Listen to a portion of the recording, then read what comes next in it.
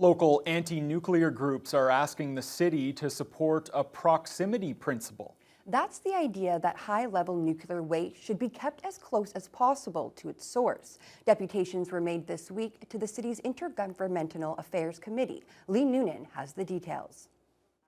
In a boardroom packed with concerned citizens, representatives of two local anti-nuclear groups made their case to the city's Intergovernmental Affairs Committee to support a proximity principle.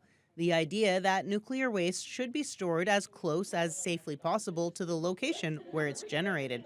Dodi Legasic, nuclear lead for Environment North, presented the committee with petitions endorsing the proximity principle and opposing the Nuclear Waste Management Organization's site selection process. She cited a history of opposition to nuclear waste in the region and highlighted environmental, technical, and liability concerns with the transportation of nuclear waste through the city. The long distances that this high-level waste will be transported is a serious concern, since it will be coming from as far as New Brunswick. 92% will come from southern Ontario, and on average that's 1,650 kilometers one way. So the greater the distances, the longer the time period equals higher probability of accidents. In her presentation, Wendy O'Connor, spokesperson for We the Nuclear Free North, focused on the NWMO itself and their concerns with the whole proposal to bury nuclear waste in the region. The Nuclear Waste Management Organization, which was created and is controlled today by the nuclear waste generators, New Brunswick Power, Hydro-Quebec, and OPG.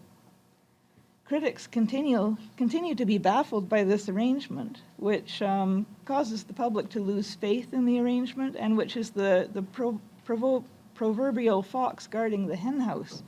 The council committee has previously recommended that the city not support the proximity principle, but was asked to revisit the question after an outcry from anti-nuclear groups who wanted their position to be considered.